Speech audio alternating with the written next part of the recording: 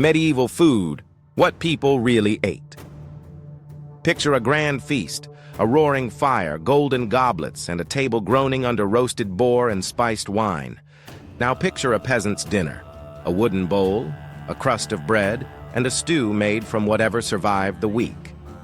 This was medieval dining, a world where your social class decided not just what you ate, but whether you ate at all. Today, we're pulling up a seat to the real medieval table to discover what people actually ate, how they cooked it, and what their food reveals about life in the Middle Ages. Forget the fairy tale banquets. Medieval food was about survival, not glamour. From muddy farm fields to royal kitchens, food reflected the brutal hierarchy of the era. The poor worked the land but went hungry. The rich feasted, but sometimes on food that would make us gag. And in a world without refrigeration, hygiene, or modern nutrition, every meal was a gamble between hunger and disease. So grab your spoon, wooden of course, and let's eat our way through the Middle Ages. Section 1. The Peasant's Table. Bread, pottage, and hope. For most people, daily life meant back-breaking work and endless hunger. The medieval peasant's diet revolved around bread, pottage, and ale. Bread was life. Made from barley, oats, or rye, it was dense, dark, and hard as a brick. Wheat bread, the good stuff, was for nobles. Pottage was a thick stew of whatever vegetables or grains were available. Onions, leeks, cabbage, and sometimes beans or peas. If they were lucky, a few scraps of bacon or fish found their way in. Protein was rare, meat rarer, but peasants were resourceful. They foraged, fished, and kept chickens when possible. And to wash it all down, not water. It wasn't safe. They drank small ale, a weak beer safer than the wells. The goal wasn't flavor, it was survival. Section 2. The Noble Feast. Status on a plate. At the opposite end of the social ladder, nobles turned food into theater. A feast wasn't just dinner, it was a display of wealth and power. Imagine roasted peacocks redressed in their own feathers, pies filled with live birds, or towers of molded jelly shaped like castles. The rich dined on roasted meats, venison, boar, swan, even dolphin. Exotic spices, pepper, cinnamon, saffron, imported from Asia, white bread, rich cheeses, and sweetened wines. But make no mistake, their food wasn't better, just more extravagant. The meat was often overcooked, the sauces overpowering, and sugar. So rare it was treated like medicine. Their feasts were less about taste and more about showing off how much they could afford to waste. Section 3. The Church and the Meat Ban. Religion ruled the table as much as the stomach. The church declared over 150 fasting days each year when eating meat was forbidden. On those days, even nobles turned to fish and vegetables. But medieval cooks got creative, making fake meat from almonds, shaping fish into mock roasts, and frying eel pies for Lent. For monks and nuns, food was a constant balance between discipline and temptation. Monasteries grew their own herbs, brewed their own ale, and sometimes broke the fasting rules more often than they'd admit. Faith shaped the diet, but so did loopholes. Section 4. Spices, sugar, and the taste of power.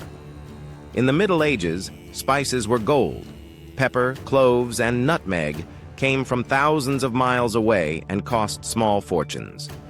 To serve heavily spiced food was to say, I can afford the world.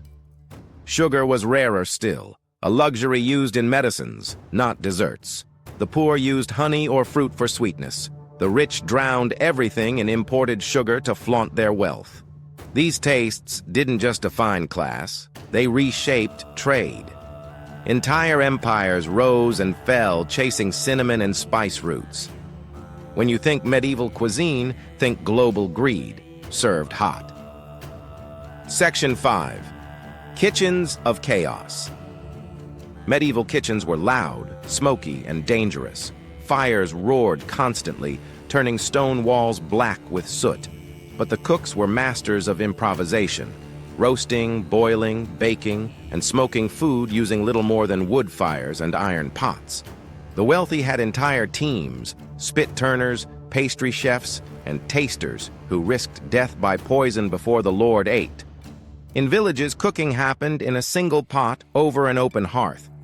The same pot made stew, boiled laundry, and brewed beer. Hygiene was minimal, but flavor was survival. Salt preserved meat. Smoke kept pests away. Fermentation kept food edible for months. It was crude but ingenious. Section 6. Medieval manners and table rules. If you think modern etiquette is strict, medieval dining was a minefield. Forks were rare. Most people ate with their fingers, knives, and chunks of bread used as plates called trenchers. Guests had to follow precise rules. Don't lick your knife. Don't wipe your mouth with your hand. Don't blow on your food or speak with your mouth full. Never take the best piece. That's for your lord. Feasts were public performances of order. Even how you chewed said something about your class. Section 7. Food, famine, and survival. Medieval Europe was never far from hunger. A bad harvest, war, or plague could destroy entire food supplies. Famine struck again and again, most notoriously during the Great Famine of 1315 to 1317, when it rained so much crops rotted in the fields. People ate grass, bark, dogs, and even, according to some accounts, each other. For all its feasts and pageantry, medieval life was built on the edge of starvation. Every full belly was a victory. Section 8. The taste of change. By the late Middle Ages, trade routes expanded and tastes evolved. Potatoes and tomatoes hadn't yet arrived from the Americas, but rice, citrus, and sugar began to reshape Europe's palate. Cookbooks appeared, written in Latin and French, showing that food was becoming a language of culture, not just necessity. By the 15th century, medieval cuisine was giving way to Renaissance refinement, but the story of class, faith, and survival stayed baked into every loaf of bread. Conclusion. Food is the most honest reflection of a civilization. In the Middle Ages, what you ate told the world who you were. The poor ate to live, the rich ate to be seen living. And between them lay 1,000 years of hunger, invention, and faith. It's a reminder that history doesn't just live in battles and castles, it lives in the kitchen, too. If this taste of medieval life whetted your appetite for more, hit like and subscribe to TorchLit History. Every week, we bring the Middle Ages to life, without the sugar coating. Comment. What medieval dish would you dare to try? Next episode, the Code of Chivalry, the rules knights lived and died by. Because history isn't just about power, it's about what people shared at the table.